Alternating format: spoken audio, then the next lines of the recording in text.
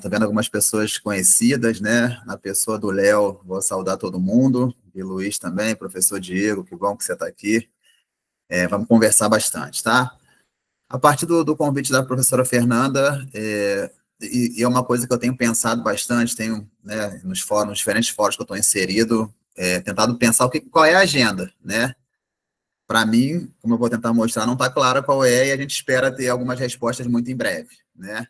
Vou falar um pouquinho disso. Então, só me apresentando, eu sou o Fábio, né? Sou um latino-americano sem dinheiro no banco, né? A principal ocupação, ou profissão, ou titulação é ser pai da Marina, e também, como servidor do SUS, tenho tentado entender as práticas corporais e atividades físicas enquanto política pública de saúde. Então, já há alguns anos, né? Eu, Léo, alguns colegas, a professora Fernanda, inclusive, percebemos que nosso campo é muito forte na epidemia, também muito forte nas ciências sociais e humanas, e que bom, mas cada vez mais a gente precisava entender se está inserido no SUS, como é que está sendo feito as etapas ou elementos em relação à política pública. Porque se você perguntar para qualquer gestor da saúde, ninguém vai ser contra essas práticas. Agora, está se investindo para que elas consigam chegar nas pessoas? Essa é a principal questão que a gente tem tentado entender. Vou para a apresentação, não vou ver mais vocês, mas fiquem à vontade para poder interagir em qualquer momento. Vão ter 2 momentos na fala que eu vou parar para isso, mas surgir alguma dúvida, me avisa, por favor. Antes do debate, eu vou só pedir, como sempre, né, vou fazer o meu lobby, o advocacy. A gente tem esse debate da política, como a Fernanda falou, uma das formas é o apoio popular, e a gente está feito isso por meio de um abaixo-assinado. Como eu estou no Meet, fica um pouquinho mais fácil, que eu vou colocar também se meu navegador deixar, vou colocar também no link. Espera aí, só um segundo, gente. O navegador resolveu travar. Cadê? Aqui.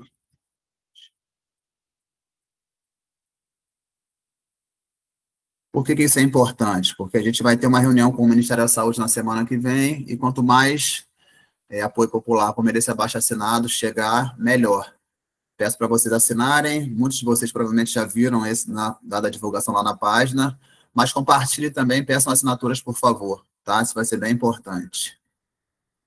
E também um convite para seguir lá a página, né, o Educação Física e Saúde Coletiva, que a gente tentou fazer esse debate por meio das redes sociais virtuais, com uma linguagem mais imagética, né, mais fluida, geralmente funciona bem. Daqui a pouquinho eu coloco o link também.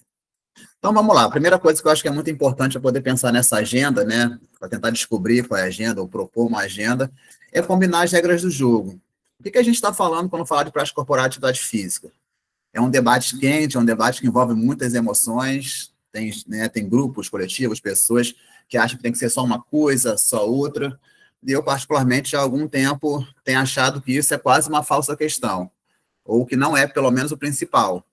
A gente tem uma inserção incipiente no SUS, e a questão dos termos, da tecnologia, para mim, pelo menos, não é o central, mas ela deve ser abordada, né?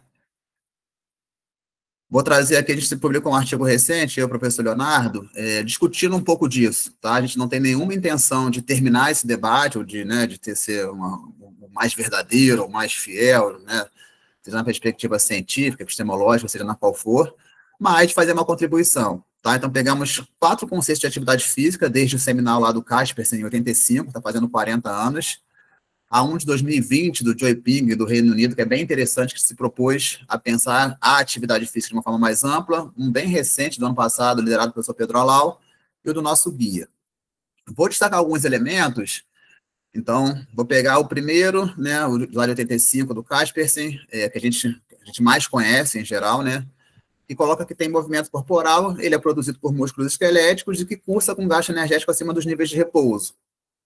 O Piggin, já 35 anos depois, disse, tá, legal, isso acontece de fato, mas as pessoas que se movimentam agem e executam atividades a partir de especificidades. São espaços e contextos culturalmente específicos, né? Recentemente, o professor Pedro Alau falou, olha, tem que ser uma prioridade social. O corpo produzindo contração muscular, as pessoas se movimentando nesses espaços, governos têm que ser responsáveis por isso. Então, são diferentes elementos em diferentes conceitos ou complementações, por assim dizer, do conceito de atividade física, considerando 40 anos.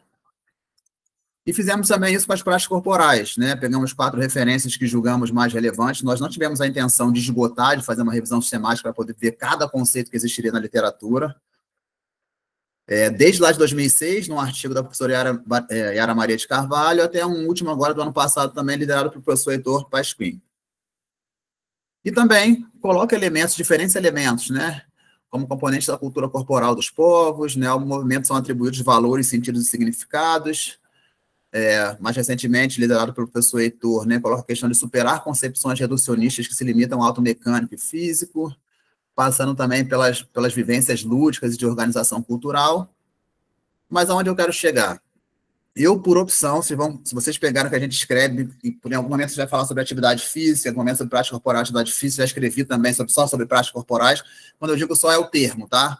Porque já há algum tempo eu tenho pensado que isso precisa estar integrado. Então, chamando de um ou de outro, a gente até brincou um pouquinho com isso, chamou de prática física e atividade corporal. No final, nesse artigo, usamos o termo mais comum por parte de uma sugestão dos pareceristas que, para mim, fez sentido, né? A gente quis ser provocativo, mas talvez quisesse também causasse mais confusão. Então, eu estou falando de promoção da saúde, qualidade de vida e cuidado, a partir de um corpo que contrai, gasta energia, sente e ressignifica o movimento. É importante a fruição, buscando superar o ato mecânico com finalidades exclusivamente orgânicas. E aí, isso, quando eu digo superar, não é que essas finalidades orgânicas também não sejam importantes. A gente não pode olhar só o fenômeno só por essa parte, tá?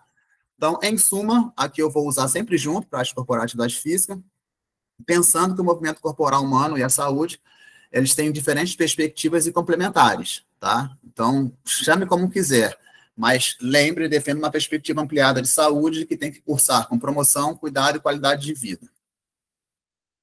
E, de fato, o que me interessa é a integração, tá? A gente também escreveu uma coisa já tem um tempinho, acho que é de 2020, ou talvez um pouco antes, também que a gente, naquele momento, quis sair dessa bola dividida entre promoção e prevenção, né? É muito comum você ver defesas de que a promoção seria o ideal. E aí eu sempre me perguntei, né, porque toda a minha pós-graduação foi discutindo a promoção da saúde, mas, prevenir doenças, então, é indesejável? Para mim não fazia sentido. Então, talvez a gente tenha que debater a forma de se prevenir doenças, mas também, por conseguinte, a forma de promover saúde. Porque se for uma abordagem culpabilizatória, se for ficar só dizendo que tem que fazer, sem saber se a pessoa tem condição de fazer, se ela quer fazer, e como eu consigo apoiá-la enquanto profissional de serviço de saúde, é muito fácil. Então, é assim, não é o termo em si que vai resolver as coisas. E aí a gente defendeu nesse texto que as práticas corporais de atividades físicas precisam ter os dois, promoção, prevenção, cuidado, qualidade de vida, a partir do conceito ampliado de saúde, de equidade, da autonomia, da participação social e da intersetorialidade. Então, a mensagem final sobre isso é que o que me importa, de fato, é a integração. E isso não diminui em nada a importância de conhecer, por exemplo, esses componentes da atividade física, porque na perspectiva epidemiológica, né, o que a gente viu naquele artigo que eu falei, é que na perspectiva epidemiológica, né, da vigilância epidemiológica, e na língua inglesa, em geral, o que se usa é o termo atividade física, tá? Então, todo esse debate que eu falei não muda em nada saber a importância de frequência, duração e intensidade, de conhecer os domínios, tá? Deixa eu só... Tá. Então, eu vou voltar nessa questão dos domínios, por exemplo. Outra coisa que eu acho bem importante limpar esse meio de campo. Tem sido cada vez mais comum chamar comportamento sedentário de sedentarismo. Eu acho que isso cria uma confusão, porque, em geral, o termo sedentarismo é usado no senso comum, na linguagem popular, para significar inatividade física ou prática insuficiente. Tá? Então, cada vez mais eu vejo alguns autores, alguns pesquisadores colocando sedentarismo como comportamento sedentário. Eu acho que isso ainda vai levar um tempo, se de fato for a opção do campo, né, enquanto um campo de conhecimento, durante algum tempo vai causar bastante confusão. Eu tenho evitado fazer isso. Então, para mim, comportamento sedentário é uma coisa que não é um par binário com atividade física, né? Você pode ser fisicamente ativo, e muito fisicamente ativo, e ainda assim ter um alto comportamento sedentário. Nas pesquisas populacionais como o Vigitel e o PNS, em geral, eles avaliam o tempo de tela, né? Seja só TV, como era a PNS, e o Vigitel, mais recentemente, está colocado TV, computador, tablet ou celular. Está em 2 perguntas diferentes. Também é importante, porque a gente tem visto bastante essa confusão. Então, de qual prática corporal de atividade física a gente está falando na prática, né? Não só aquelas sistematizadas. Então, academia, correr, eventualmente adquirir, comprar um tênis ou uma roupa X da marca X, está valendo também. Mas como a gente sabe que a questão econômica é uma barreira para as pessoas, não pode ser essa a única opção. Então, vale dançar em casa, vale passear com o cachorro, vale pedalar, em especial quando é por opção e não por necessidade. Então, tudo isso vai ter benefício para a saúde, tanto na questão da redução da mortalidade por condições crônicas, quanto para questões outras da sociabilidade, da criação de vínculo, da saúde mental, porque essas últimas que eu falei não são necessariamente mediadas por benefícios biológicos, ou só pela questão biológica, tá? Repito, então, vale a academia, vale o programa público, mas também vale a atividade física chamada na literatura de incidental, tá? Então, são diferentes perspectivas dessas práticas, tá? A gente tem que defendê-la como um direito, e essas diferentes perspectivas, se possível, tem que conversar, tá? É legítimo, é compreensível que a gente tem que reportar cada uma dessas para o programa de pós-graduação, por exemplo. Tudo bem. Mas, na perspectiva da política pública, eu preciso buscar integrar. Eu preciso saber os dados epidemiológicos, eu preciso conhecer os mecanismos, né, orgânicos e fisiológicos, mas preciso entender que isso não responde à completude do fenômeno das pessoas se movimentando e sua relação com a saúde, tá? A gente vai olhar um pouco mais a partir da política pública, mas necessariamente vai passar por outras. E eu acho que essa imagem me ajuda a encerrar esse debate dos conceitos, que é a gente pensar, né, que nessas 4 imagens, o gesto motor pode ser muito semelhante, vou chamar de uma caminhada ou uma marcha.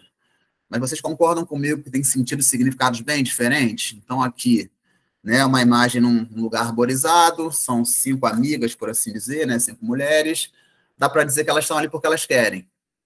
Já nessa imagem aqui do Carnaval de Salvador, tem gente lá que está aqui porque quer, se acabando, dançando, pulando para caramba, e tem alguns vendedores que talvez, se tivessem a chance de ter uma renda num trabalho mais tranquilo, talvez não tivessem ali, né? Num contexto de migração forçada, a partir de uma perspectiva de guerra, a gente tem visto, infelizmente, isso muito na história atual da humanidade, numa marcha militar, né? Então, assim, o gesto motor é o mesmo, tem músculo contraindo, tem energia sendo gasta, mas, simplificando, dá para dizer que em algumas situações as pessoas querem estar ali, estão ali porque querem, em outras, elas fariam qualquer outra coisa, menos estar caminhando, né? Marchando, por exemplo. E isso é muito importante, porque a gente cada vez mais tem evidência de que o contexto importa, né? A gente cada vez mais tem visto que, a depender do contexto, do domínio na qual essas práticas são realizadas, pode ter benefício para a saúde ou não, até ter malefício. Eu estou falando assim, não é só não ter benefício, é ter malefício para a saúde, como, por exemplo, a partir do paradoxo da atividade física, na atividade física no contexto laboral. Outro debate bem interessante que surgiu ano passado, 2023, é essa questão da atividade física baseada em escolhas, né? Quando as pessoas conseguem pegar uma bicicleta para fazer no domínio do deslocamento porque querem, né? Porque tem um local seguro para poder pedalar e não ter que sair correndo, né? Assim, fugindo de carro, subindo a calçada, ou moto subindo a calçada, como acontece cada vez mais em grandes centros urbanos, por exemplo, aqui no Rio de Janeiro. Então, são questões importantes para a gente entender, porque... E aqui, para mim, me parece a maior interseção entre esse debate prática corporal e atividade física enquanto conceitos. Porque a grande diferença, né, do que os autores identificam é que a prática corporal teria sentido e significado, né, o contexto importa. E cada vez mais a ciência epidemiológica tem mostrado que, de fato, no contexto epidemiológico, o qual só usa o termo atividade física, o conceito de atividade física, tem mostrado que, de fato, o contexto importa, o sentido e significado que as pessoas fazem, né, se é por necessidade ou por escolha, faz diferença. Tá? Então, acho que para mim aqui, nesse slide, acho que é uma das grandes respostas para essa questão de que uma coisa é uma coisa, outra coisa é outra coisa. Me parece que cada vez mais tem uma interseção importante entre isso.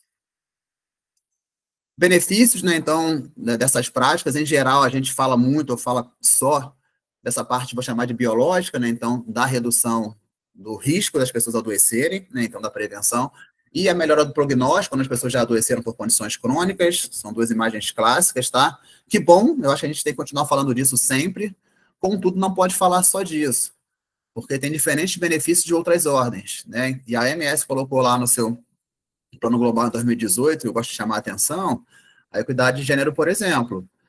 Aqui no Brasil, vou falar um pouquinho mais na frente disso, mas já vou adiantar, a gente sabe que as mulheres são menos fisicamente ativas no domínio do lazer, e mais fisicamente ativas no domínio das tarefas domésticas, o que é absolutamente injusto, que é absolutamente sem razão. Sem razão, a gente sabe qual é a razão no sentido de ter uma sociedade desigual, machista, mas do ponto de vista da atividade física, das práticas corporais, não deveria ser assim, né? coloca também como benefício o desenvolvimento da primeira infância, a qualidade do ar, enfim, são questões que vão para além de olhar só dentro do corpo, como é mais comum e hegemônico.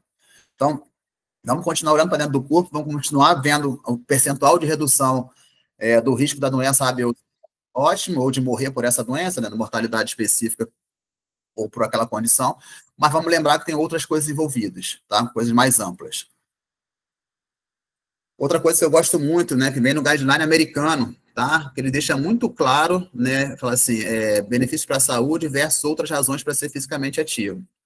E ele coloca assim, ó, benefícios para a saúde não são a única razão pela qual as pessoas são ativas.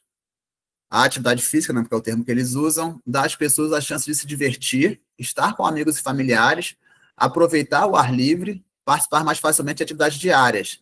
Nada nas diretrizes pretende significar que os benefícios para a saúde são a única razão para fazer atividade física. As pessoas devem ser fisicamente ativas por todas e quaisquer razões que sejam significativas para elas.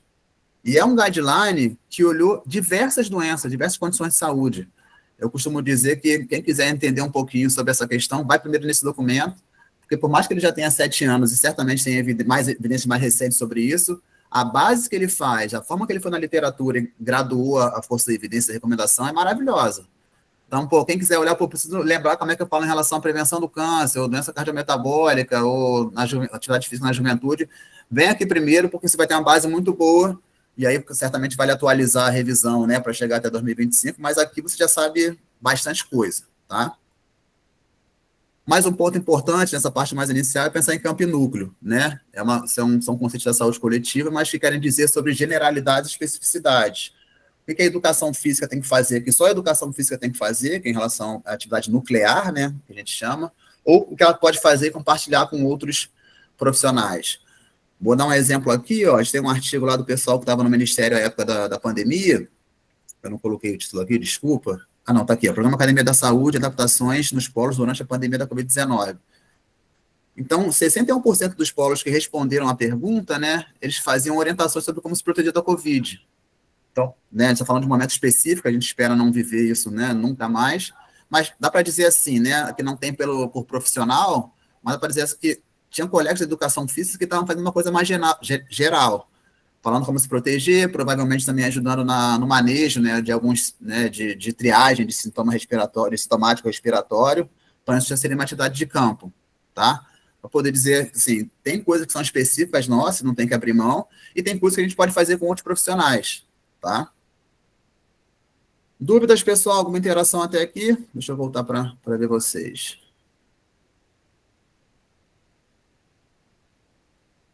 Quem quer falar alguma coisa? Não dou sequência. Pessoal, quem não puder abrir o microfone, se quiser colocar no chat também. Bom dia, Veridiana. Tranquilo? Vamos lá?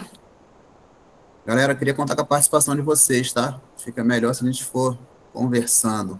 Vai ter, no final, obviamente, vai ter um momento para a gente conversar, mas fiquem à vontade para poder interagir, tá? Então, vamos lá.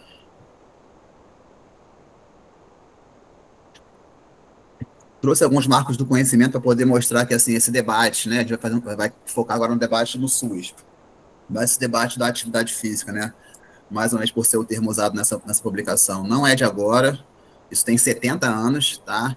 Nos últimos 20 a 30 se avolumou muito. Fábio, só vou te interromper rapidinho, que alguém colocou aqui no chat, o professor Roberto, meu colega aqui do PPGF, se você poderia explicar melhor essa diferença entre sedentarismo e comportamento sedentário.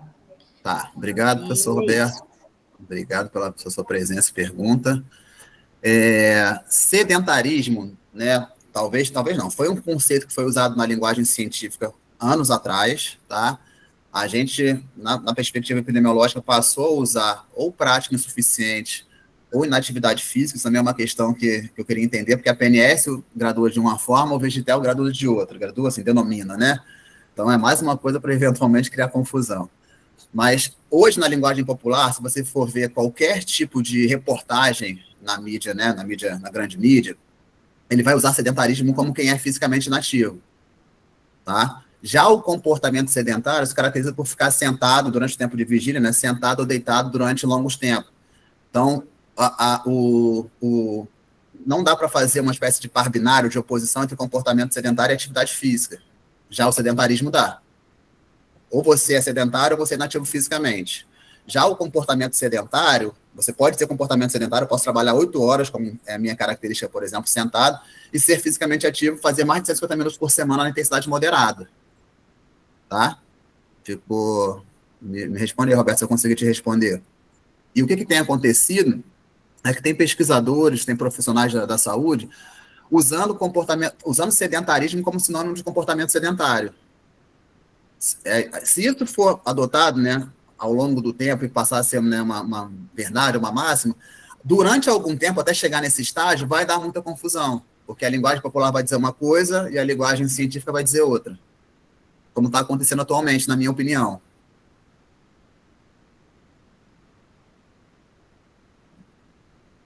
Tranquilo, professor Roberto? Show. E assim, e tem sido muito comum, inclusive, profissionais de educação física misturarem as coisas. Né? Já vi, né? O Léo até me compartilhou o material de aula de um colega, né, que eu acho espetacular na nossa área, que fez isso. Eu não estou dizendo que está errado, estou dizendo que durante algum tempo vai dar confusão. Assim como a gente usou sedentarismo na perspectiva científica, isso mudou, pode ser que um dia seja consolidado esse sinônimo comportamento sedentário e sedentarismo. Hoje, não está.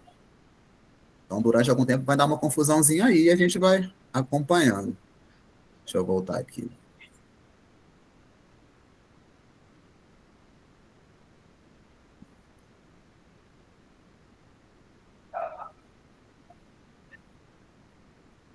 Voltar a ver a apresentação, né?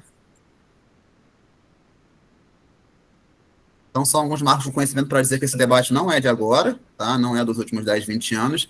Eu vou trazer um pouquinho do que tem acontecido nos últimos anos, dessas práticas, e aí eu assumindo, né, chamando de prática corporal atividade física, porque em geral, nesses casos, chamou só de atividade física, mas aí essa questão terminológica é interessante, porque o documento lá do PNUD, né, o Movimento é Vida, que eu acho maravilhoso, quem estiver assistindo aqui, ou quem assistiu o vídeo e não conhecer, acho que vale a leitura, é um documento grande, mas vai lendo aos pouquinhos, já chamou de atividade física esportiva, né? Então, tem várias denominações, tem, enfim, vários debates, várias interseções, mas também tem gente que entende que deveria separar, né? Eu sou das interseções. Então, o Plano Global aqui de 2018 da OMS, documento do PNUD, um documento baseado na atualização do guideline do Reino Unido, isso aqui é de 2020, eu não vou lembrar o ano especificamente, mas é recente, dos últimos 5 anos. A OMS também lançou um guideline em 2020, né? Um pouco antes tinha lançado um específico para crianças menores de até 5 anos. Bianualmente, né, a OMS lança essa questão do status, né, um relatório do status global de atividade física e de inatividade física, não para dizer assim, ó, a instância, vou chamar de instância, a instituição máxima da saúde pública global, sempre está olhando essa questão. No Brasil, em 2021, né, foi lançado o Guia de Atividade Física da População Brasileira, uma versão específica para gestores e profissionais de saúde de como implementar, né? Vou trazer aqui algumas do câncer, que é dada a minha inserção institucional lá no INCA, né, no Instituto Nacional do Câncer do Ministério da Saúde, a gente tem olhado também, para dizer que tem bastante coisa na literatura, trazendo a questão da prevenção, do tratamento de diferentes condições de saúde, estou exemplificando por meio do câncer. Para chegar, então, na pergunta, né, qual é a agenda? Né, já vou adiantar que eu não sei. Eu não sei porque a gente, dá para dizer que a gente ficou algum tempo sem comunicação com o Ministério da Saúde sobre esse tema, na minha humilde avaliação. E na semana que vem foi agendada uma reunião para retomar o debate sobre a política, que para mim, né, o sentido de a gente defender a criação de uma política nacional de prática corporal, atividade física, ou de atividade física e práticas corporais, é fortalecer a agenda, né, porque uma política são palavras no papel, né? Se a gente não conseguir debater também, né, ou para poder fazer sentido essa política, a gente precisa olhar o que tem hoje e pensar como fortalecer, né, como controle social, como pesquisadores, como militantes do SUS, como cidadãos, né? Eu acho que esse é o debate posto. A premissa, né, de pensar essa agenda é a saúde como direito e dever do Estado, tá? Assim como o SUS. Muito rapidamente, acho que, né, considerando a inserção aí na pós-graduação da UFG, vocês devem ter um grande debate sobre o SUS, mas só para lembrar que o SUS não é só um componente assistencial, né, não é só a unidade de saúde, que é absolutamente importante, mas lembrar que o SUS vai para muito além. Então, né, todos nós, alguma vez na vida, ou recentemente foi numa farmácia, né, tomou uma vacina, já viu alguém precisar de uma ambulância do SAMU. bebeu água, né, recebeu, doou órgãos, ou conhece, ou sabe que isso existe, comprou comida, né, se você vai num restaurante e acredita que essa comida você pode comê-la, é porque a vigilância sanitária está funcionando, né. Então, rapidamente, essa introdução sobre o SUS para poder entrar na especificidade das práticas corporais de atividade física no SUS. Agradeço ao Léo a sessão dessas imagens aqui são imagens do SOI, né, do Serviço de Orientação e Exercício em Vitória. Eu gosto muito de chamar a atenção, meu mouse não está aparecendo, mas para a imagem de baixo, né, que é a hidroginástica no mar. Isso é muito comum em cidades litorâneas. Também existe nos rios, né, na região norte ou no centro-oeste, né, no Mato Grosso, região amazônica. E também esse vôlei aqui, que você vê pelo perfil das pessoas, que elas não estão competindo ou estão pensando em performance, né? Eu acho que o SUS tem que ter isso, tem que ter mais isso, assim, de pensar em acesso, de pensar em forma das pessoas fazerem alguma atividade, né? Então, é muito comum aparecer lá nas imagens, nos vídeos que as pessoas mandam lá para a página, um senhor de camisa de botão aberta, sandália, calça jeans, as senhoras de vestido longo ou de saia longa, e que bom que elas estão lá, né? Elas e eles estão lá dessa forma. Também tem as práticas corporais integrativas, né? Enfim, são diversas possibilidades que a gente vê e fica muito feliz da diversidade que acontece Brasil afora. Atualmente, são 3 principais iniciativas dessas práticas no SUS: o Programa Academia da Saúde, as equipes multiprofissionais e o IAF, Incentivo Federal para Atividade Física. A gente vai abordar o Academia e o IAF, que a gente tem pesquisado, né? Quem sabe um dia aparece mais coisa sobre a IMULT, porque como ela voltou recentemente em 2023, a gente precisa entender como é que a educação física, como é que essas práticas estão a partir do trabalho dessa equipe multiprofissional. O Academia da Saúde foi criado em 2011, né, a partir de experiências municipais. Ele é uma estratégia de promoção da saúde, produção do cuidado, e essas práticas são uma das opções, uma das ações possíveis. Quando existia o monitoramento até 2020 ou 2021, salvo engano, a gente acompanhava e sabia que eram as práticas mais ofertadas, mas podem também ser ofertadas, por exemplo, alimentação saudável, a organização da comunidade, tem outras, as PICs, as práticas integrativas e complementares. Então, não é só um programa de promoção das práticas corporais de atividades físicas, apesar de ser o mais comum, tá? É importante destacar que ele tem a necessidade da construção de um estabelecimento, de uma unidade de saúde que a gente chama de polo, tá? Exceto as similares, né, que foram credenciadas lá no início, lá em 2011, e que, segundo o Ministério da Saúde, está aberto. Então, se hoje o município tem um programa, né, e quiser receber recurso da Academia da Saúde, ele pode se inscrever, né, tem algumas condicionalidades que aí cada gestor tem que conhecer para avaliar se vale a pena. E é interessante acompanhar que tem, em 2025, né, a Secretaria de Atenção Primária à Saúde do Ministério tem ido nos estados fazer o que eles chamam de caravana da atenção primária, né, desculpa se eu tiver equivocado o nome do evento, assim, mas eles têm ido nos estados e têm divulgado a Academia da Saúde como uma oferta de cuidado para pessoas com diabetes, da pessoa idosa, por exemplo. Tá? Então, assim, está no discurso do Ministério. Aí a gente vai ver alguns dados para poder dizer, olha, precisa fortalecer, né? Publicamos recentemente um artigo, quando tivemos a felicidade da participação da professora Fernanda, para analisar, né, o financiamento da Academia de 2021 a 2024. A gente já tinha feito um anteriormente, de 2011 a 2020. Então, até o final de 2024, a gente tem 2 artigos que pegam todo o cenário de implementação, né? Nosso objetivo foi analisar o número de polos construídos, credenciados e pagos, a evolução temporal e a distribuição regional e nacional do custeio da Academia da Saúde. A gente identificou que ocorreu um aumento, né, do número de polos construídos, mas, infelizmente, o número de credenciados não acompanhou. Tá? Então, nós saímos lá em 2021 de pouco mais de 3 mil para quase 3.500 em 2024. Contudo, os credenciados até o final de 2024 eram em torno de 1.550. Então, a gente tinha um gap aí de quase 2.000 polos construídos, né, que a gente ou não sabe se está em funcionamento, ou se estiver em funcionamento, nós não sabemos a partir dos dados federais, tá? Eu acredito que o Ministério da Saúde tem esse dado. Quase 2.000 polos que a gente usou recurso público para construir, mas sem custear, não sabe se funciona, porque o financiamento do SUS é tripartite. Então, é Ministério da Saúde, Estado e município, primeira Secretaria de Saúde.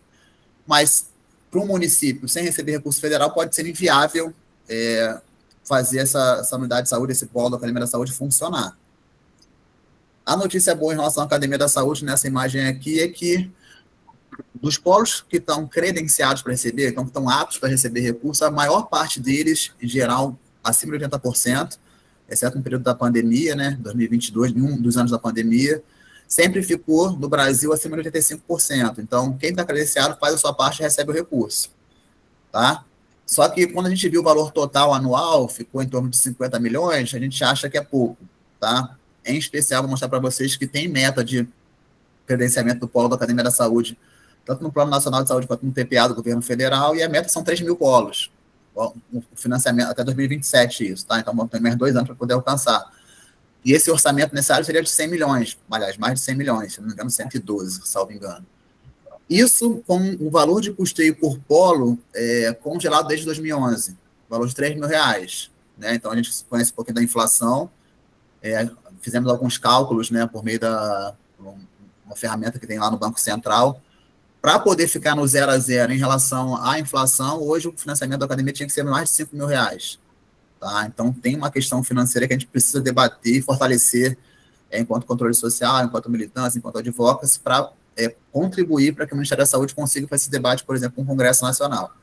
E na nossa avaliação foram reveladas sérias limitações para efetivar os objetivos da Academia da Saúde, considerando esse gap entre custeado e construído e custeado, né, credenciado por custeio.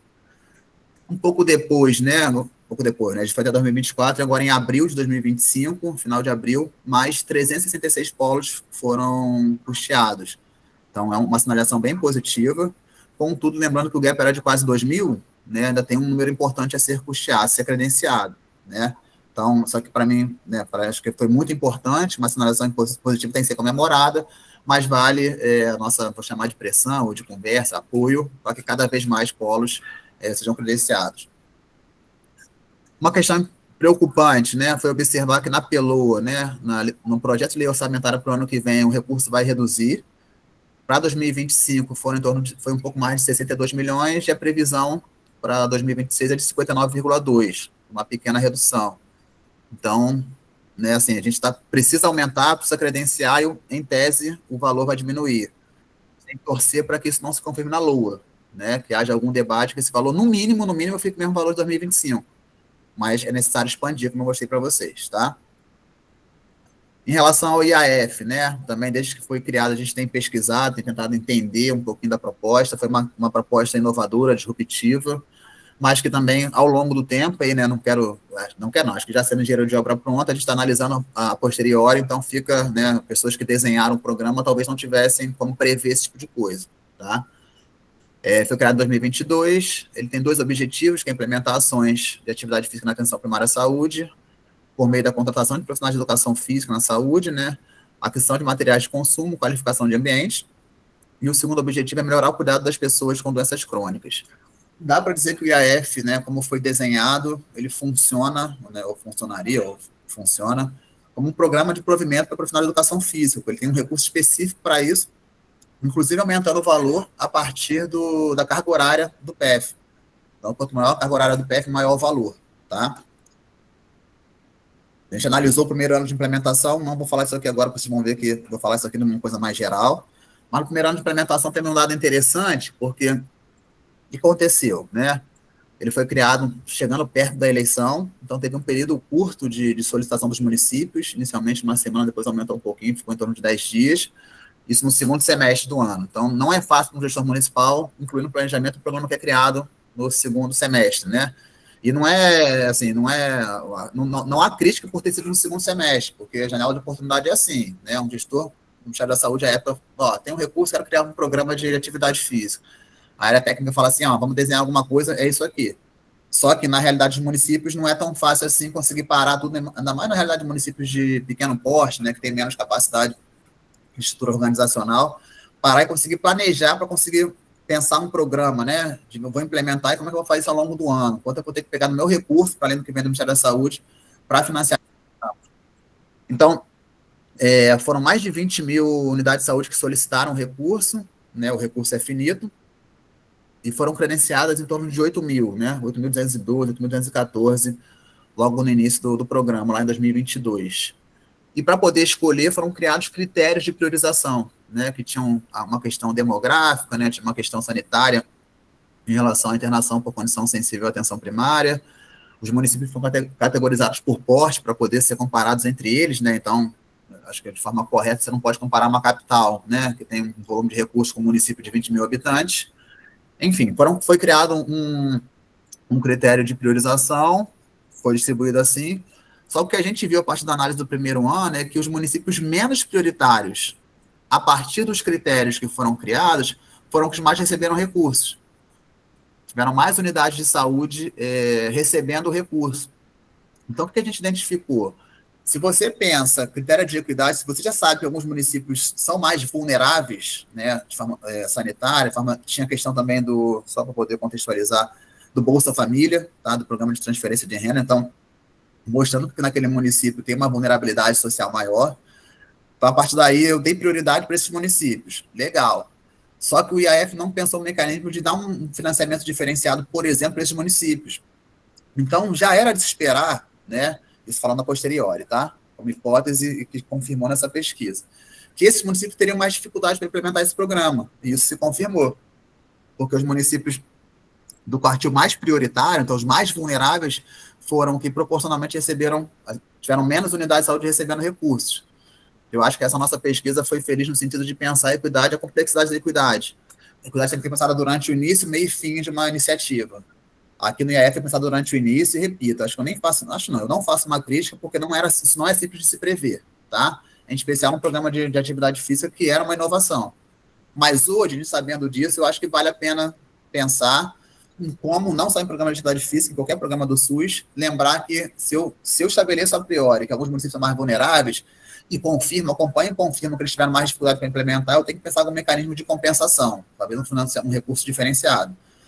A partir de 2023, todas as unidades de saúde que pediram foram credenciadas, então esse debate específico do IAF se perde um pouco, porque aí não tem mais critério, né? Todo mundo que pediu está recebendo, foi credenciado, na verdade. Chamar a atenção para esse valor aqui, ó, que de novembro de 2023 até o final de 2024, então durante 14 meses, a gente teve um orçamento de mais de 460 milhões de reais para o IAF. É dinheiro para caramba, tá? Infelizmente, nós não chegamos nem perto disso. Ó, aí a gente tem uma análise, né, de todo o tempo de implementação do IAF, então, durante 36 meses, o valor que foi pago, né, vou chamar de pago, tem uma pequena diferença, mas eu acho que vou tentar não confundir. Durante esses 36 meses, foi quase 158 milhões. Então, o que eu estou dizendo? Eu tinha um orçamento de 463 durante um período, nem é nesses 36 meses, e durante o período todo, tá, eu gastei, sei lá, 1/3 disso. Então, o que está acontecendo com o IAF, o que está acontecendo é uma janela de oportunidade perdida. A gente tem defendido, eu e o Léo, a gente tem conversado, né, onde a gente pode levar essa mensagem, que talvez seja o momento de reformular. A partir dessa análise, falar, olha, o que não deu certo, né? O que do desenho funcionou bem, o que não funcionou, tá? Porque o IAF, por exemplo, ele requer metas de registro de atividade coletiva para os municípios receberem recurso. E essas metas estão relacionadas ao tipo de unidade, não à modalidade do IAF. E como eu falei, o município recebe um pouquinho mais se tiver um PF 40 horas. Então, vamos lá, são 3 modalidades. A primeira sem PF, a segunda com PF 20 horas e a terceira um PF 40 horas. O maior valor é R$2.000 para esse PF de 40 horas. Só que a meta é a mesma, então vou pegar o tipo de unidade de saúde, que são 30 registros de atividade coletiva por mês. O que, a priori, eu não acho muito, tá? Só que essa meta é a mesma para quem não tem PF, então o enfermeiro tem que aconselhar, né, o médico, o fisioterapeuta, o nutricionista tem que registrar. E para quem tem PF 40 horas, porque em tese vai fazer só isso, vai fazer mais isso. Então, talvez essa questão precise ser reformulada, por exemplo, tá? Uma outra particularidade do IAF, que particularmente eu acho que também valeria mudar, é que as modalidades são alteradas automaticamente. Então, um mês eu posso estar sem PF e receber pela modalidade 1, no mês seguinte eu posso receber a modalidade 3 porque eu tenho PF 40 horas.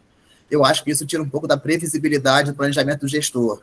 Então, eu, Fábio, já tenho opinado, eu tenho pensado que valeria, ó, gestor, qual modalidade você quer? O que você se propõe a fazer? Para isso, você vai receber tanto. E aí, continua ao longo do tempo. São só alguns exemplos que a gente tem debatido em relação a uma eventual reformulação do IAF, porque ele tem potencial importante de ampliar o acesso a essas práticas no SUS. A gente também pegou a proporção de unidades, né, credenciadas e custeadas. Ela ficou abaixo de 40% na maior parte do tempo, tá? Por vezes ficou abaixo ou 10%. Então, aqui eu estou dizendo que a cada 10 unidades de saúde credenciada, apenas uma recebia recurso, né? Esse é um dado importante, a gente precisa pensar em como mudar. A parte boa é que a partir de junho de 2025 começou a ficar acima de 50%, que bom. Contudo, quando a gente vê, deixa eu voltar aqui, ó, nesses meses tinham em torno de 6 mil, um pouco mais de 6 mil unidades de saúde credenciadas. A gente chegou a ter 21 mil. Tá? Então, a proporção aumentou porque uma das explicações é porque reduziu muito o número de saúde credenciada. Então, eu acho que também é uma janela de oportunidade de falar assim, vamos fazer com essas 6 mil fazer dar certo? Para depois pensar em expandir? Então, vamos fazer 6 mil que a gente precisa reformular para poder cada vez mais ter essa proporção, esse percentual lá, chegando a 80% igual a Academia da Saúde. Chegou nesse momento, opa, talvez seja o momento agora de credenciar novas unidades. E é claro que eu estou falando isso numa perspectiva também de análise científica, né, de produção de evidência, porque na perspectiva política, se você me perguntar hoje aqui no INCA, alguém falar assim, Fábio, hoje, tá? Todo esse desafio que eu estou mostrando, Fábio, sobrou um dinheiro aqui no orçamento, a gente quer credenciar mais 5 mil. Eu falar, vamos, mas vamos pensando em como fazer para essas 11 mil, né, 6 mais 5, chegar perto de 80% recebendo recurso. Então, para poder separar, assim, eu sou muito pragmático, realista, inclusive porque eu estou na gestão, tem janela de oportunidade nos governos, diferentes governos que passam, que a gente tem que aproveitar. Mas já tendo bastante evidência ali, a gente poder pensar que algumas alterações são necessárias. A gente também tem, até aqui eu estou falando da atenção primária à saúde, tá, pessoal? A gente também tem, por exemplo, iniciativas de inserção de profissionais de educação física, dessas práticas, na atenção especializada, tá? Ambulatorial hospitalar. A EBSER, né, a Empresa Brasileira de Serviços Hospitalares, que o presidente Lula quer mudar o nome, tem PEF já há muitos anos, tá? E agora eu vou entrar um pouquinho na parte da política, tá? Alguém quer fazer alguma intervenção até agora? Estamos indo para a parte mais final. Como é que está aí, Fernando? Posso continuar? Alguém quer comentar? Fábio, o chat ficou bem movimentado aqui, né? A Izzy Carla mencionou e até te provocou em relação a uma realidade no DF, em que as unidades de saúde têm desenvolvido as práticas corporais de atividade física, mas não são desenvolvidas pelo profissional de educação física. Então, isso deu uma mexida aqui no chat, né? O Diego questionando essa questão, né? Se pode outros profissionais, mas aí a gente teve também... Deixa eu só retomar aqui. A Lucélia falando que no caso do SUS, a gente tem essa perspectiva de profissionais de saúde atuando no campo, né, com as práticas corporais e atividade física. E aí eu retomo a provocação da Izzy, assim, como que você vê essa questão de outros profissionais estarem desenvolvendo as práticas corporais e atividade física nas unidades de saúde? Eu acho que o IAF já é um pouco dessa resposta, mas aí eu passo para você. Oi, Izzy, obrigado pela pergunta, né? Eu acho que não tem resposta fácil, porque vai depender muito do tipo da modalidade, tá? Tem uma zona cinzenta aí, porque eu sou um grande defensor de que todo profissional de saúde inclua as práticas corporais de física no seu processo de cuidado na perspectiva do aconselhamento, tá? De falar sobre o tema, de apoiar as pessoas, de avaliar. Então, o profissional da medicina, da enfermagem, vou chamar assim da equipe mínima, né? Teve uma consulta, o que você faz hoje? Né? E tem ferramentas para isso, tem, né? A gente tem um guia de aconselhamento breve, né? Que passa por consulta pública, que ensina a fazer isso, inclusive tem uma forma de você... Tem uma ferramenta, né? Para você anotar. Uma consulta de retorno, perguntar, avaliar se aconteceu, tentar entender quais são as barreiras e ajudar, mas isso é diferente de fazer a atividade física em si, tá? Tem uma questão também que tem uma linha tênue aí que eu não tenho resposta, que é, por exemplo, um profissional de saúde estimular um grupo de caminhada e verificar a pressão arterial ou glicose assim, sem interferir, nem sem manejar a intensidade, né, sem manejar a variável da atividade física, eu acho interessante, mas isso é assim, isso cada caso, cada realidade vai dizer, tá? Porque assim, uma coisa é você, um enfermeiro, colocar assim, gente, vamos caminhar, passa aqui antes, passa aqui no final para poder medir algumas coisas que também estão na atribuição dele, isso é uma coisa. Se um outro colega, se um outro profissional de saúde que não for da educação física estiver manejando, vai amarrar, já para mim complica um pouco, tá? Então, eu acho que não tem solução fácil. Você colocou como exemplo alongamento e mobilidade. Salvo engano, acho que o professor Diego pode dizer melhor do que eu, como representante do Conselho Regional, a depender da intensidade, né, mobilidade, por exemplo, diferentes profissionais como profissionais da dança conseguem fazer também. Eu não sei como é que está a questão, professor Diego, depois você coloca que eu vou ler ao final, por exemplo, professor de luta, né, pode fazer, não pode? Eu confesso que eu estou um pouco por fora disso, né, acabei de ler a questão do fisioterapeuta, né? De fato, também são profissionais do movimento corporal humano, mas tem essa linha tênue que é difícil dizer em linhas gerais, tá? Eu não acho, não acho nem que entrar em debate do que é privativo em relação ao exercício físico e à educação física, tá? Isso eu acho que não tem que mudar. Desculpa. Mas é preciso entender isso, qual a atividade, né? Como é que está sendo feito isso na prática? Porque vou usar o exemplo da caminhada, né? Acho que não precisa ser para a educação física poder estimular a caminhada e, eventualmente, medir alguns parâmetros. Mas se tiver algum tipo de manejo de variável, né? Para mim já complica um pouco, tá? Eu até conversei bastante com o Léo quando, na última palestra sobre o IAF, colocaram algumas possibilidades de diferentes atividades que poderiam ser feitas e registradas na modalidade 1 do IAF. Algumas ali eu achei um pouquinho complicadas, né? Eu não vou lembrar exatamente quais, mas, assim, eu acho que tem um debate a ser feito nesse sentido. Eu acho que a gente precisa ampliar acesso, então é bom que outros profissionais apoiem, mas vale o cuidado também para não ter, né, uma invasão do que a educação física pode e deve fazer, tá? Mas aí, isso, assim, tentando ser bem pragmático e respondendo assim, tem que olhar cada caso, tá? Acho que eu consegui te responder, tá? Vou passar e depois volto para tentar ver o chat interagindo com vocês, tá? Então, qual é o debate em relação à política, né? Aqui eu deixei o nome antigo, a gente pactuou no coletivo que tem debatido de chamar de Política Nacional de Atividade Física e Práticas Corporais no SUS, depois eu vou corrigir.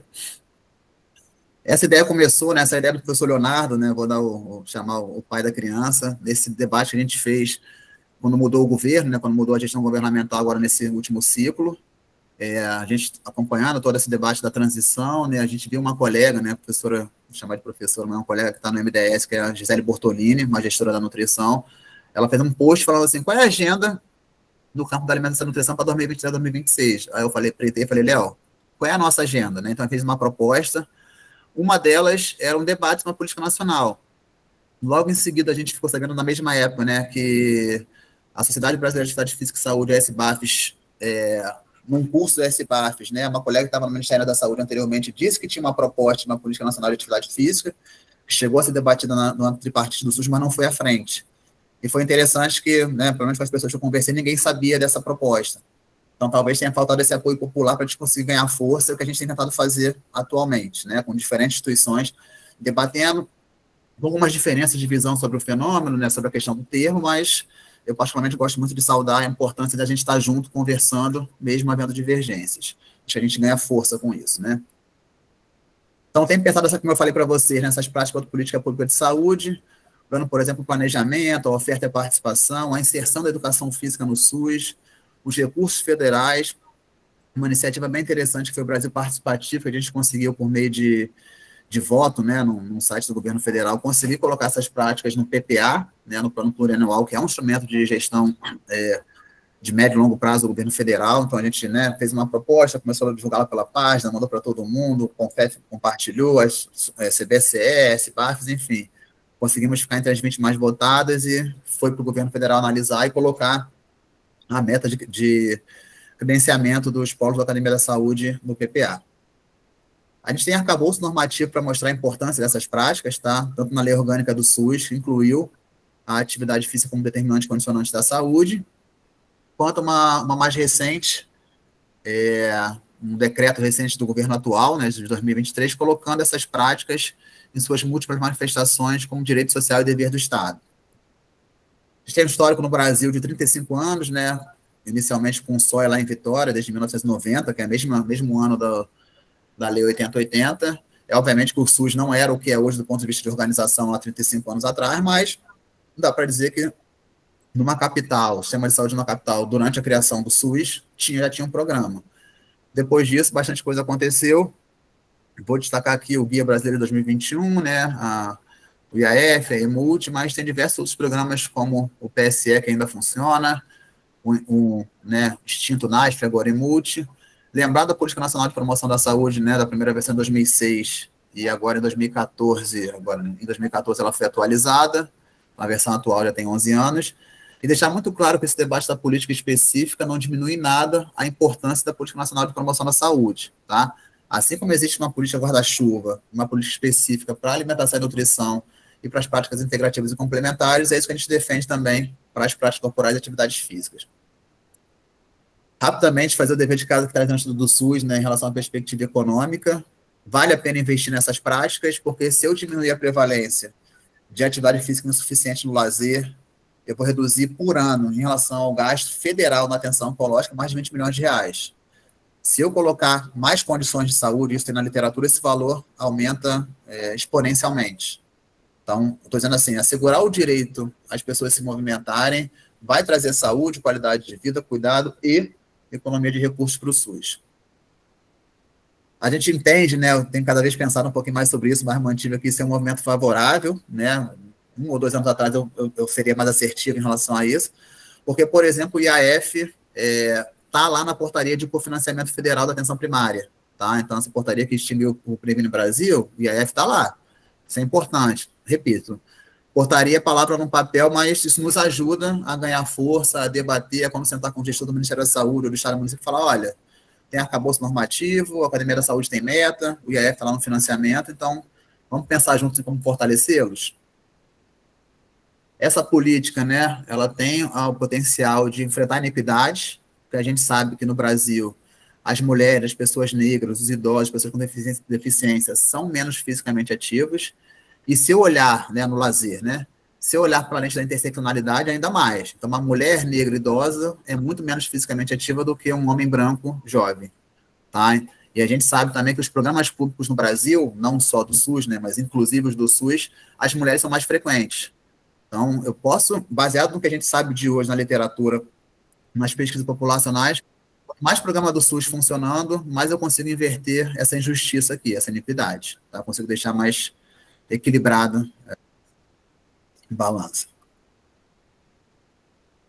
Isso é importante porque a gente tem visto, né, acompanhado na pesquisa que é anual, né, que é o Vigitel, que pega só as capitais, mas que mostra um bom cenário, que a atividade física no lazer tem aumentado ao longo dos anos, contudo, os homens continuam sendo mais fisicamente ativos que as mulheres.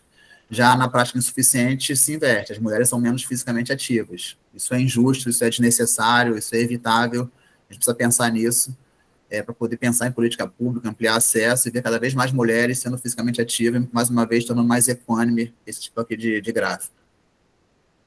Como eu falei das metas, né, tem meta da Academia da Saúde no Plano Nacional de Saúde, e tem meta também em relação à prevalência, né, então, a atividade física que é feita, nessa questão de ser fisicamente ativo ou não, no plano de ações estratégicas para o enfrentamento de doenças crônicas no Brasil, né. Então, essa política vai ajudar a gente a alcançar essas metas, ou pode ajudar, né. Uma outra coisa que eu gosto muito de falar é que, assim, o gestor municipal que investe, apesar dos desafios, ele colhe frutos, tá? Você pega esse programa consolidado como o SOIA, como a Academia Carioca, como a Academia da Cidade em Recife, o BH, nenhum gestor tira. E é bom que ele, né, ao lançar um novo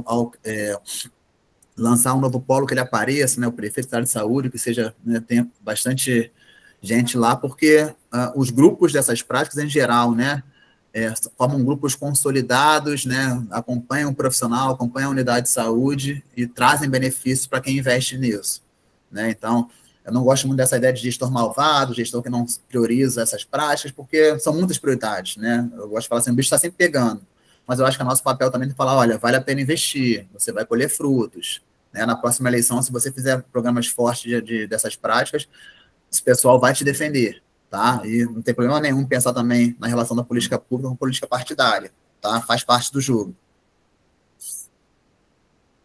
O Pleito pela Política recebeu o apoio de diferentes parlamentares, tá? Enviaram um ofício para o Ministério da Saúde. A gente recentemente conseguiu conversar com mais duas, né? Agradeço aqui formalmente a professora Fernanda, que conseguiu um contato com a assessoria e com a deputada Flávia Moraes, que é de Goiás. Conversamos com ela, né? Foi a parlamentar que entrou na reunião, ficamos super felizes. Recentemente também falamos com a assessoria da deputada Alice Portugal da Bahia. Então, estão também prometendo enviar ofício e apoiar essa causa. A gente também tem apoio de diferentes instituições, tá? Desde as médicas, como a Sociedade Brasileira de Medicina de Família e Comunidade, de Oncologia Clínica, mas também de sociedades que representam a diversidade, como a UNO LGBT e o Instituto Brasileiro das Masculinidades, porque essa é a política que a gente quer, que dialogue com diferentes necessidades, diferentes corpos, diferentes perfis de pessoas, para tornar, né, as práticas corporativas de atividade física acessível para todos e todas. Trazer aqui mais um dever de casa também, né, que a gente levou esse debate, né, para a direção do INCA, né, e pensar no INCA enquanto um instituto, né, específico para câncer, Você pega um monte de diretor de hospital, aqueles médicos, oncologistas, enfim, de outras especialidades, foi super bem aceito, né? O INCA enviou também o ofício ao Ministério da Saúde, mesmo sendo o Ministério, né? Colocou um posicionamento na rua no início desse ano, e foi legal ver algum destaque para essa necessidade desse debate sobre a possibilidade da criação da política. A gente apresentou no Conselho Nacional de Saúde em agosto do ano passado, está um pouquinho mais de um ano, tá? Foi apoiado pelo Conselho, que também enviou um ofício ao Ministério. Em setembro do ano passado, fizemos uma reunião lá na SAPES, com então o secretário Dr. Felipe Proença e o vice, Dr. Gerder Timóteo. Ficou pactuada a criação de um grupo de trabalho para poder ver isso, só que quando teve a transição e mudou para a gestão do municipal, eles pararam um pouco, mas felizmente conseguimos retomar esse contato e vai ter uma reunião na semana que vem. Né, quando a Fernanda fala de outra agenda, que daqui a pouquinho tem uma reunião do coletivo que está pensando, está propondo esse debate, para poder uma reunião preparatória para a reunião com o Ministério semana que vem. O Fórum CCNTs também, que é um fórum que reúne diferentes instituições ligadas a condições de saúde, né, essas instituições têm bastante força, também está apoiando. Saiu um artigo recentemente, essa semana ou semana passada, que traz um pouquinho desse caminho, né, até aqui, a partir da visão do Colégio Brasileiro de Ciências do Esporte. Certamente vão ter outras leituras, tomara que isso vá saindo para a gente poder ir conversando e tentando entender as diferentes perspectivas. Tem também um artigo em pré-print, né, colocado essa perspectiva, que a gente discute, né, diferentes elementos que, no nosso entendimento, fortalecem o pleito. Vou trazer aqui 2 garotos propagandas para finalizar. Deixa eu só... Bem rapidinho.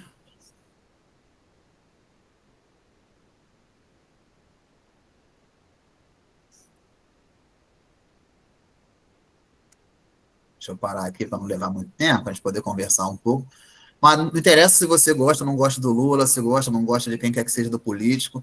Aqui é o nosso presidente, nosso chefe de Estado, nosso ministro da Saúde, fazendo atividade física e falando sobre isso. Então, assim, para poder mostrar que a gente tem ou deveria ter apoio, inclusive, dos nossos gestores máximos, por assim dizer, né?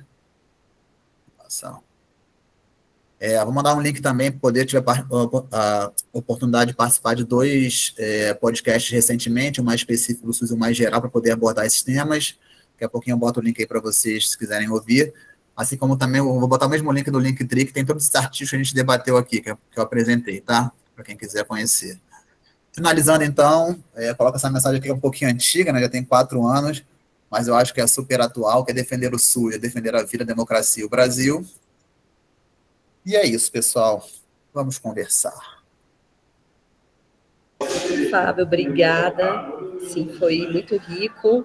Muito tempo, mas você trouxe tanto a base conceitual, e eu acho que a proposta era a gente olhar mesmo para esse advocacy que a gente tem desenvolvido e provocado os nossos parlamentares, pensando no contexto democrático, e eles estão ali para nos representar e assumir as agendas prioritárias, e aí essa defesa das práticas corporais e atividades físicas no SUS é um elemento importante, como você destaca na sua fala.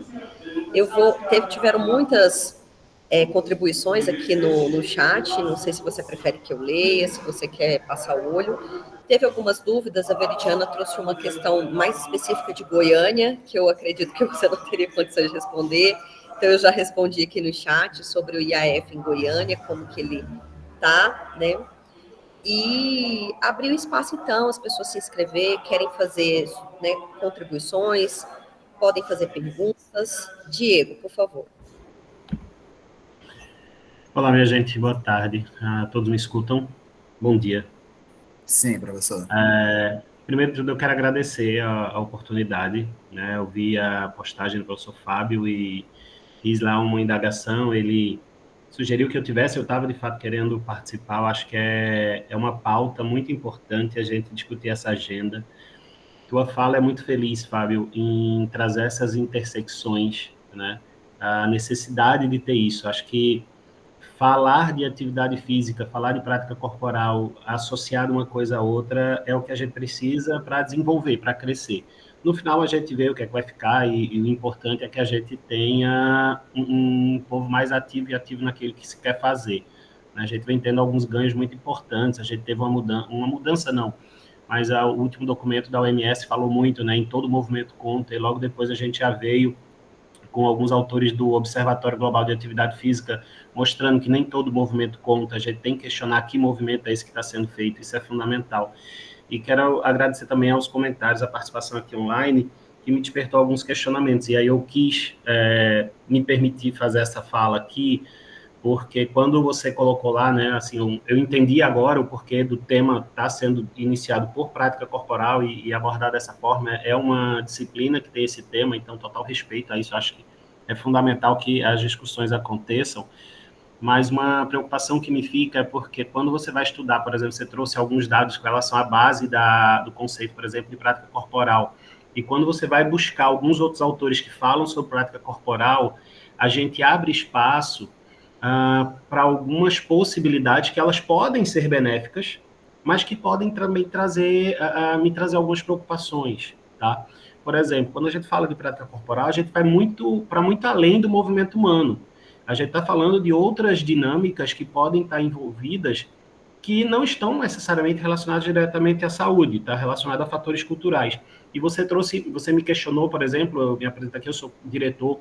Hoje eu estou como primeiro secretário do CREF 12 Pernambuco, e você me questionou, né? Por exemplo, essa situação que se trouxe. Cada caso é um caso. Eu já tive a vivência, durante a minha residência, de ter junto um psicólogo fazendo meditação caminhada, né? Fazendo terapia através de caminhada junto com a gente. Eu já tive... eu tenho diversas limitações com relação à dança, mas as meninas, né, as participantes do meu grupo de autocuidado que a gente tinha, que a gente tem, ainda existe esse grupo, elas queriam ter uma atividade de dança, então eu tinha uma pessoa que tinha feito dança na minha equipe e a gente colocou essa pessoa para dar aula de dança. Então, o grande ponto é como a gente vai estar utilizando, porque hoje, por exemplo, o sistema ele não pode interferir em algumas áreas esportivas, ele não fala sobre dança, ele não fala sobre luta, mas isso dentro de um conceito cultural. A partir do momento que a luta ou a dança ela é desenvolvida com o intuito de condicionamento físico, ela continua sendo privativa, e eu vou usar esse termo, que é o termo que está na lei, privativa da educação física, enquanto questão de desempenho físico. Enquanto parte cultural, e aí isso eu defendo, tá? Isso eu concordo. Se a gente for fazer ações na lógica da prática corporal que se estimule questões culturais relacionadas ao movimento humano, fantástico, tem que ter.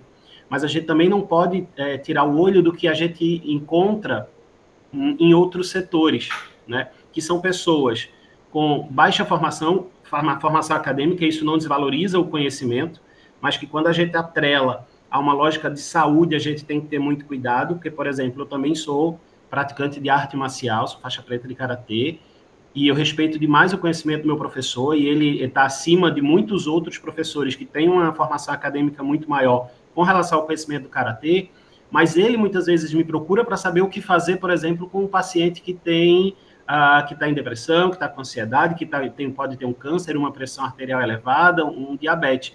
Então, a gente tem que ter muito cuidado para entender que quem fala sobre condicionamento físico ou saúde relacionada a essas questões físicas, de movimento físico, vai ser o profissional de educação física, em outra especificidade, a fisioterapia.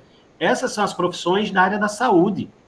Então, eu fico muito angustiado, às vezes, é uma angústia mesmo, e me desculpa aqui estar estendendo, já vou encerrar, quando a gente coloca algumas questões que não é por questão de mercado, é questão de até onde a gente desenvolveu, até onde a gente foi buscar, né? Então, acho que a gente está desenvolvendo conhecimento, a gente busca uma informação e a gente precisa ter essa atenção. Existem, por exemplo, no CAPS, na minha cidade, eu já tive conversa com algumas pessoas, porque a gente tem profissionais de outra área, ou melhor, que não são de formação, que estão fazendo o que se enquadraria como prática corporal, tá? Mas está fazendo enquanto arte educador. Então, vê como você pode manipular. E não é que é ruim.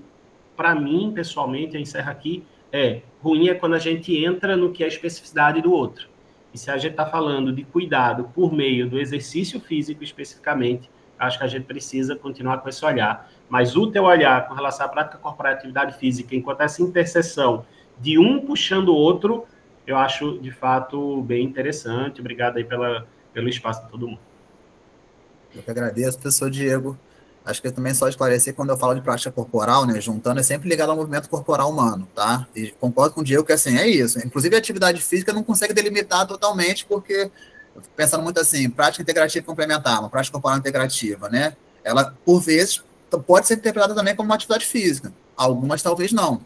Né? Então, assim, é uma zona cinzenta, professor, que esse é o exemplo do professor de karatê, eu fiquei me perguntando, né? Ele vai para performance ou não vai? Em que momento? Fica só no cultural, né? Não é simples, né? Se eu não acompanhar esse caso, olhar lá 2, 3 aulas, talvez eu não consiga dizer de primeira, ou só porque alguém me contou que é o que não é, entendeu? Então, eu acho que é um pouco disso, tá? Só uma coisa que me lembrou a partir da fala do Diego, né? É que em relação à inserção da educação física no SUS, né? A gente vê muito, vou fugir um pouquinho do que eu falei, eu optei por não incluir isso para do tempo, mas tem acompanhado e tem em torno de 12 mil PFs no SUS atualmente, tá? Em geral, a gente vê muito a análise assim, mas tem 50 mil fisioterapeutas, estou chutando esse número, tá? Não vou lembrar o dado agora exatamente, 35 mil nutricionistas, tem pouco. Aí eu falo, pô, mas eu acho que a análise não deve ser essa, porque o PF está principalmente na atenção primária.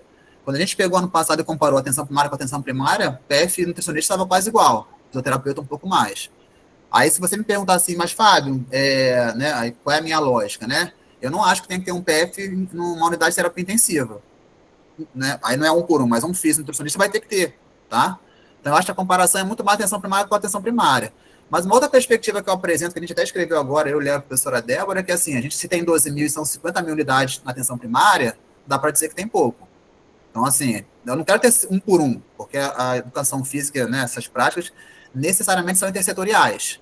Mas 12 mil no universo de 50 e 12 mil contando o SUS como um todo, não só a atenção primária, tá? A gente, nessa análise específica, a gente não olhou só a atenção primária. Então, eu acho que a perspectiva é assim, quando a gente for defender e argumentar que tem pouco PF, qual análise a gente apresenta, tá? Só queria problematizar um pouco disso. Tá.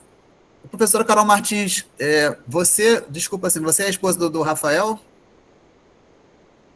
Não? Desculpa, porque eu tenho só para poder contextualizar, eu estou vendo ela aqui, e o Rafael é um assessor da deputada Ana Pimentel, que está sempre super nos abrindo a porta, e parece muito contigo, pelo que eu vejo pela rede social, e te perguntei, porque eu ia agradecer a ele, mas o conhecimento fica da mesma forma. Não estou te ouvindo, senhora, acho que seu microfone está fechado. Agora...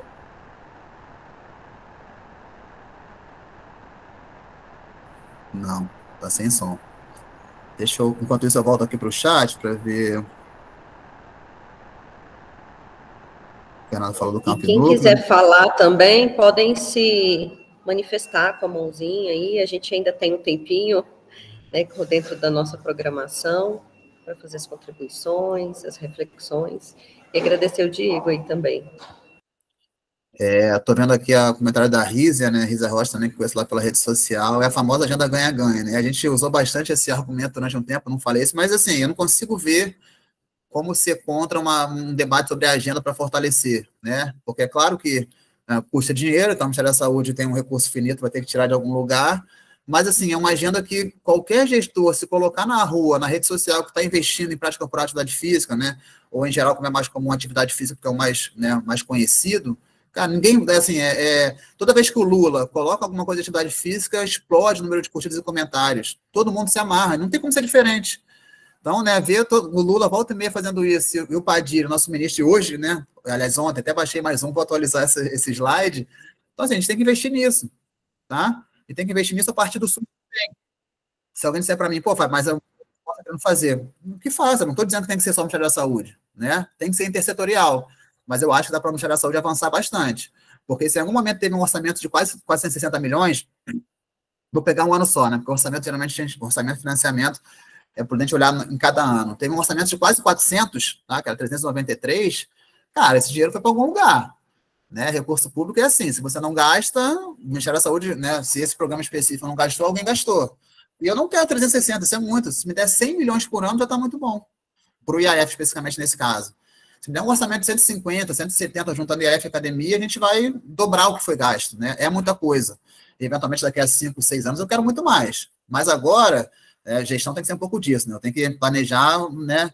Assim, um passo não pode ser muito, muito para além, tá? Eu acho que talvez isso tenha acontecido, né? Que bom que alguém pensou, tentou, mas o IAF não acompanhou essa velocidade. Infelizmente, atualmente tem em torno de 6 mil credenciados, no universo que já foi de 21 mil.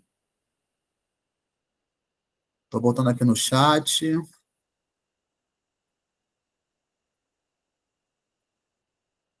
Só mais um comentário também que eu vi que apareceu aqui em relação à modalidade sem PF do IAF, tá? Eu achei muito interessante, porque, para mim, a minha interpretação foi que poderia um gestor que estivesse interessado se preparar para contratar um PF a partir do recebimento de algum recurso, tá? Então, assim, hoje o Fábio é o secretário de saúde do município X. Pô, apareceu o IAF, tem aquela modalidade ali, pô, eu não tenho PF na minha rede ainda. Mas se eu ganhar R$500 por mês, é uma merrequinha que ajuda. Então, eu vou planejar para o ano que vem, vou mandar meu orçamento para o legislativo, para contratar 1 ou 2 PFs. Enquanto isso, eu estou recebendo R$500 por mês, né? Então, obrigado, Tailane. Ela até me mandou mensagem aqui, manda um abraço para ela também, professora Cátia de Mundo. Que bom ver o CEDAPS aqui, que é uma instituição aqui do Rio de longa data. Que bom que vocês estão por aqui. Mas, enfim, então eu vi com bons olhos essa modalidade 1. Só que eu estou muito curioso, até falei isso numa oficina recentemente que a gente teve em relação ao IAF essa semana, né? Eu, o Léo e alguns colegas participaram. Está sendo feita uma avaliação do IAF, né? Naquele momento, era uma etapa da avaliação de desenho, conduzida pela Universidade Federal da Bahia. Então, vamos esperar que tenha mudança recentemente. Mas aí eu falei que tenha mudança em breve. Mas aí eu falei assim, tá, mas como é que está isso mês a mês? Como é que é essa transição das modalidades, já que é automático? Esse dado precisa via público, né? Eu daqui a pouco vou pedir isso via live para tentar publicar no sentido de conversar sobre isso, porque eu particularmente acho que não é uma boa ideia. Mas pode ser que fale, não, está estável, isso não muda, então não é um problema. Então, né, então a ideia que eu estou defendendo está confirmada no partido de dados. Ótimo, vamos lá.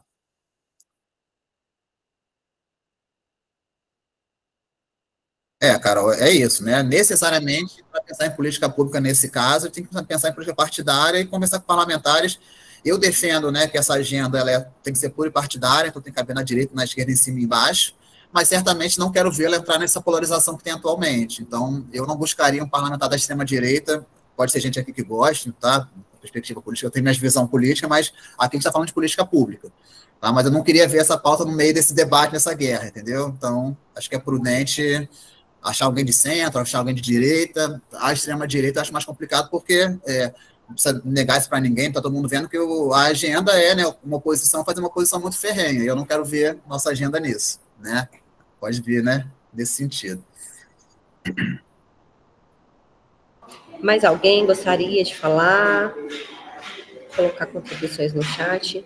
Enquanto vocês aí se manifestam, né, quem gostaria de falar, e eu acho que dentro disso que o Fábio coloca, trazer essa agenda para a saúde pública, ela se torna um indutor para a gente pensar as práticas corporais e atividade física nesse cenário e também para ampliar em outros espaços e outras políticas, né? Eu acho que dentro disso o Fábio traz a questão da Agenda 2030, como que a gente pode pensar as práticas corporais, a atividade física, essa agenda, com outros objetivos que não só o 3, que é o de saúde e bem-estar, né? Ele traz isso na discussão com equidade de gênero, na questão da educação, a gente pode pensar.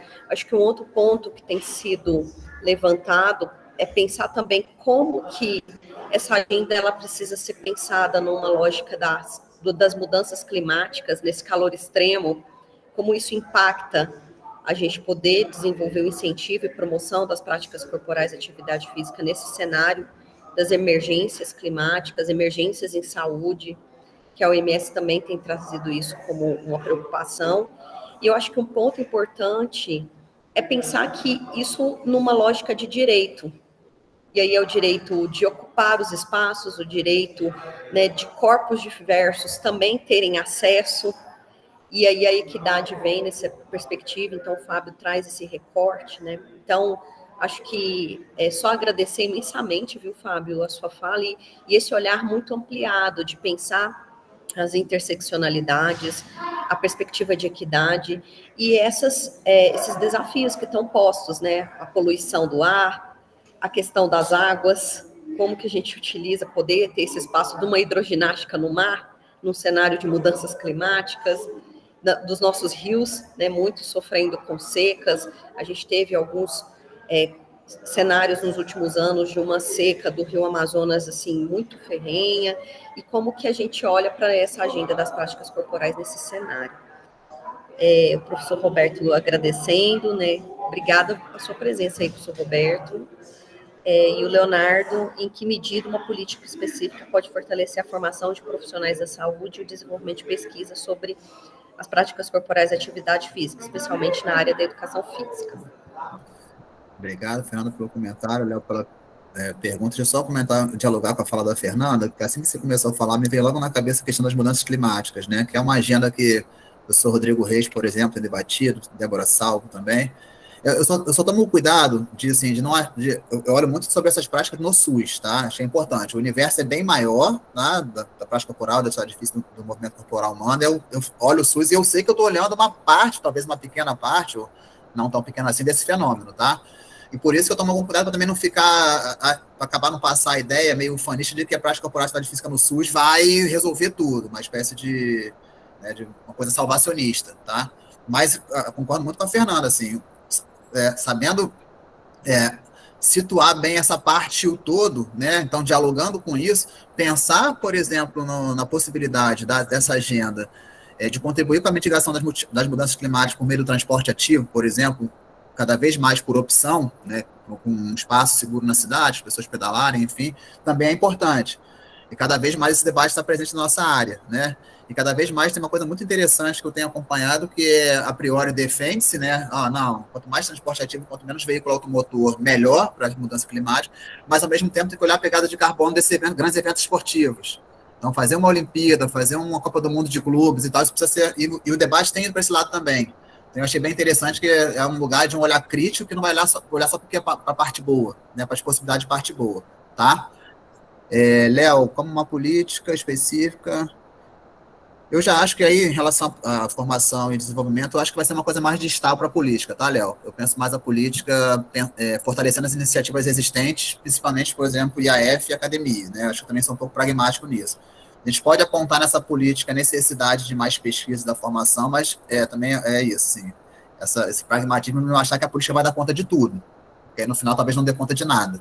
Então, a gente precisa olhar a formação, sim, né? Então, cada vez mais eu vejo iniciativas como a da professora Fernanda, do Heitor, né? Colegas que estão nas universidades públicas, colegas da SBAF também, por exemplo, cada vez mais trazendo o SUS para dentro do debate, no meio do PET Saúde, por exemplo, e outras iniciativas. Então, isso é super interessante. Então, a política certamente tem que apontar para isso, mas com cuidado de também não querer, assim, o famoso abraçar o mundo, tá? Formação, acho que é isso, né? Acho que o Léo faz a pergunta também porque ele tem desenvolvido, né, na tese dele a questão das pesquisas, é um tema interessante que é pouco explorado no campo dessas práticas. Então, a gente espera aí cada vez mais ter dados publicados. Já tem um em pré-print, né, Léo? Ou os dois, depois me lembra aí. Que a gente está lutando aí para ser publicado para ficar como dado da importância do SUS, do Ministério da Saúde, né, com o apoio das instituições de fomento como o CNPq, investirem em pesquisas dessas práticas para a gente entender qual é o cenário, né? A gente é muito forte na vigilância epidemiológica, mas precisa entender outros elementos em relação à especificidade da pesquisa. Os dois, tá? Obrigado, Léo. Alguém mais, antes da gente encerrar? Lucélia, sim. Já que temos um tempinho, eu vou aproveitar. Então, agradecer primeiro, Fernanda, pela aula aberta, que possibilitou que eu pudesse estar aqui com vocês. A Carol, que fez a divulgação, né, no nosso grupo, eu pude entrar. Fábio, te agradecer imensamente por essa frente que você está tomando com a política. Então, muito nos alegra a gente ter profissionais comprometidos assim à frente. E, nesse sentido, eu gostaria que a gente pudesse conversar qual que é o nosso papel para auxiliar, né, na criação da política. Então, enquanto cidadãos, enquanto professores, enquanto profissionais, o que a gente pode fazer? E, assim, algo que eu não tinha me atentado aqui, né? Dentro do Estado, a gente tem deputados, tem uma deputada estadual, que é a Ana Júlia, que nos auxilia muito nas ações aqui no Instituto, no departamento. E, né, a gente já teve a Gleisi Hoffmann aqui dentro do departamento, como emenda parlamentar. Então, quem sabe, né? E aí fiquei pensando, qual o movimento que a gente pode fazer para contribuir, enquanto cidadão e enquanto profissional, né, enquanto instituição, o que a gente pode colaborar. Professora Lucélia, obrigado. Você é da UFG, é isso?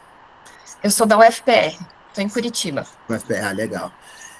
Acho que né, o mais fácil de agora é o abaixo-assinado, assinando e compartilhando. Uma outra coisa que pode não ser tão fácil, mas como você falou na Gleisi, né, atual ministra, se você conseguir algum contato com ela ou com algum parlamentar, a gente está levando esse debate. Eu acho muito importante que essa demanda chegue para o Ministério da Saúde de diferentes lugares, né? Então, se chegar da Casa Civil, né? Ela é ela é da articulação, né? Da articulação política. Enfim, da onde chegar é importante. E redes sociais, né? Compartilhando abaixo-assinado, né? Dizendo que tem esse debate. Eu, né, sou meio cara de pau, aí volta e meia, quando alguma outra página grande, com mais de 100 mil seguidores, eu vou lá e peço, pô, compartilha esse abaixo-assinado aí, alguns fazem, alguns não fazem, enfim. Mas é isso, assim, acho que o mais vamos chamar de simples, mas é o mais acessível é pressão nas redes, tá? Porque essa parte dos parlamentares, eu falo com um montão via direct, a gente consegue falar com esses dois, com a assessoria desses dois, tem mais dois que prometeram que ficam, né, nessa de marcar, e eu não é nenhuma crítica, porque a agenda deles é super corrida, então qualquer chancezinha a gente vai tentando entrar, e espero ter novidades a partir da reunião na semana que vem com o Ministério, né, porque eu acho que a gente vai voltar a conversar, assim, ó, dá, não dá, né, porque eu sou muito pragmático, né, nesse sentido, talvez, dada a correlação de força, não dá para fazer uma política agora, mas a gente precisa olhar, por exemplo, a Pelô. A Pelô reduzir recurso para a Academia da Saúde não faz sentido. Não faz sentido. Se tem meta num PPA e num PNS, por que o Ministério da Saúde está reduzindo recurso? Ou será que já tem alguma coisa combinada ou pensada para ano que vem ter crédito? Tá, pode até ser, mas hoje, na prática, que tem uma diminuição de recurso. Então, se o Ministério da Saúde não falar, olha, já tem uma articulação, a gente já espera, porque isso é normal, porque se a primária faz um orçamento de e depois eu consigo um e-mail com emenda parlamentar, tudo bem. Mas hoje eu vou trabalhar com concreto, né? Tem uma redução de recursos, precisa ser debatido, precisa ser pressionado, enfim, fazer o advocacy para mudar. Então, professora, se a senhora conseguir algum tipo de entrada com algum parlamentar, está convidado a participar, quem quiser participar também, a gente vai lá com um pirizinho na mão e tem tentado conseguido algumas coisas, né? Eu tenho falado para eles que precisa de um dono dessa agenda.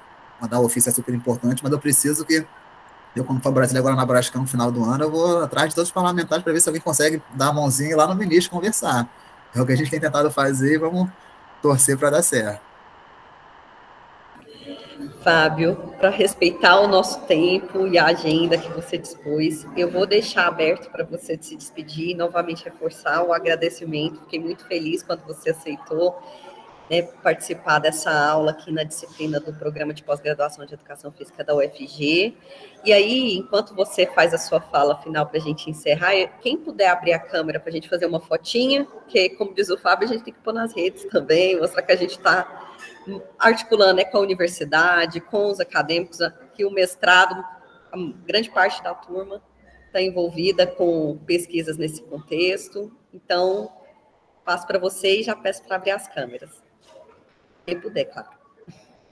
Só tenho a agradecer, professora Fernanda, eu adoro fazer isso, adoro estar com as pessoas, né? Esse trabalho da gestão é um pouquinho solitário no sentido de eu ficar lá no meu computador, também adoro ler minhas coisas, mas assim, esse tipo de oportunidade que a gente fala no INCA de oficina com os estados também é bem legal de estar conhecendo um pouquinho do que está sendo feito, está sendo pensado, achar convergência, achar divergência, mas tratá-la de forma absolutamente respeitosa e cordial, conversando, eu acho que é a saída, tá? Ver aqui a professora Celiane, a experiência do IEE, né? Legal, fico à disposição de todos e todas lá na página, para poder conversar um pouco mais. E vamos junto, fortalecendo essa agenda, fortalecendo a educação física no SUS, fortalecendo essas práticas para que as pessoas tenham cada vez mais saúde, qualidade de vida, enfim. Vamos que vamos. Muito obrigado. Bacana, professora Veridiana com a turma lá da UEG, muito bacana. Vamos tirar a nossa fotinha, então. Todo mundo de sorriso, bem aberto aí. A atividade física, práticas corporais no SUS. Foi. Valeu, gente. Obrigada. Quem preencheu a frequência, obrigada. Quem ainda não preencheu, está no chat. Gratidão aí, Fábio, Diego, Leonardo, que esteve aí, todos os colegas. Sim, Aline, você levantou a mão. Acho que ela queria sair. Eu acho que ela queria, professora. Eu acho que ela queria, eu queria bater palminha aí. Então... Obrigado, Veridiana. Obrigada. Tchau, tchau, gente. Um abraço.